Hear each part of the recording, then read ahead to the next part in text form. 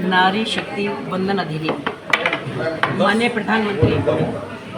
माननीय प्रधानमंत्री जी ने जैसा अभी बहुत कोशिशों के बाद इस प्रस्ताव को लाने का ठाना है और ये जैसा हम सब जानते हैं कि 16, 17, 18 में ये लागू होने वाला है। तो सबसे पहले तो मैं देश की आधी आबादी की तरफ से सभी माननीय प्रधानमंत्री जी का बहुत बहुत आभार व्यक्त करती हूँ कि उन्होंने महिलाओं के लिए सोचा और आज मैं कह सकती हूँ गर्व से कि महिलाओं के लिए बहुत ही गौरवपूर्ण क्षण है कि जब माननीय प्रधानमंत्री जी इतनी चिंता कर रहे हैं। माननीय प्रधानमंत्री जी श्री नरेंद्र मोदी जी के एवं एनडीए सरकार द्वारा लाया गया नारी शक्ति वंदन अधिनियम 2023 भारत के लोकतांत्रिक यात्रा में एक ऐतिहासिक मील का पत्थर था। संसद और विधानसभा में महिलाओं के लिए 33% का आरक्षण सुनिश्चित करने वाला यह संवैधानिक संशोधन केवल एक कानून नहीं बल्कि एक देश की करोड़ों माता बहनों का और बेटियों का सम्मान में राष्ट्रीय पुरस्कार है। महिलाओं की बढ़ती भागीदारी से नीति निर्माण की दिशा अधिक संवेदनशील और समावेशी बनेगी।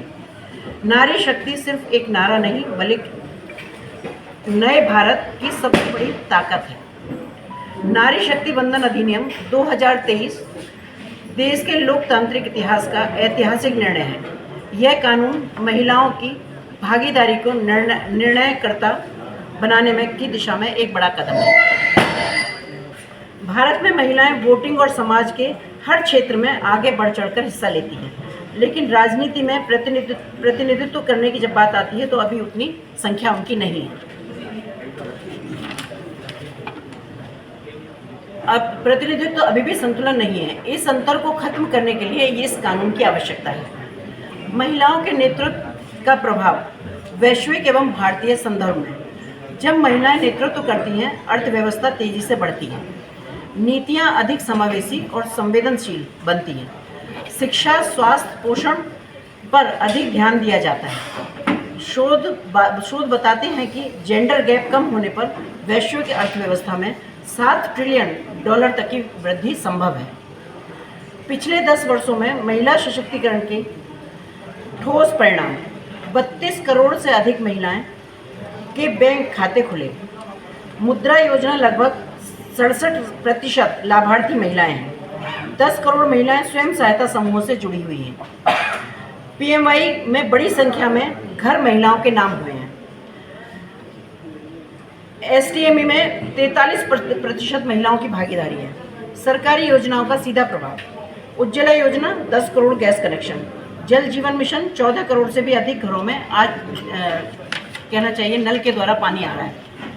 स्वच्छ भारत मिशन, गरिमा और स्वास्थ्य में सुधार, मातृत्व अवकाश जो 26 सप्ताह का है, कार्यस्थल पर सुरक्षा जो सुनिश्चित है, जिसमें अगर उसके मातृत्व अवकाश की बात की जाए तो मातृ मृत्यु में भी की दर भी लगातार कम हो रही है, ये हम सब आंकड़ों से जानते हैं। राजनीति में महिलाओं की बढ़ती भूमिका, आज महिलाएं वोटिंग में पुरुषों से आगे निकल रही हैं। कई चुनावों में महिलाओं का मतदान प्रतिशत पुरुषों से भी अधिक रहा है। पंचायतों में 46% महिलाएं प्रतिनिधित्व कर रही हैं। 14.5 लाख महिलाएं आज इस वक्त पंचायत में प्रतिनिधित्व कर रही हैं, लेकिन संसद विधानसभा में यह अनुपात अभी भी कम है। यह अंतर कानून खत्म करने का करेगा।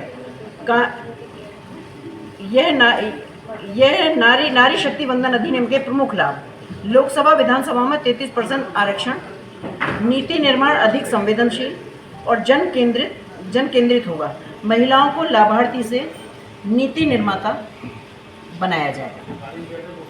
पंचायती राज का अनुभव क्या बताता है?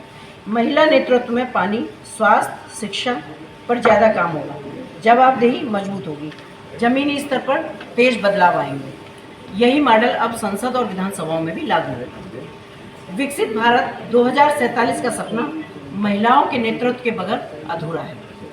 यह कानून सिर्फ आरक्षण नहीं, सिस्टम सुधार है। यह सामाजिक न्याय, समान अवसर और सशक्त लोकतंत्र का प्रतीक है।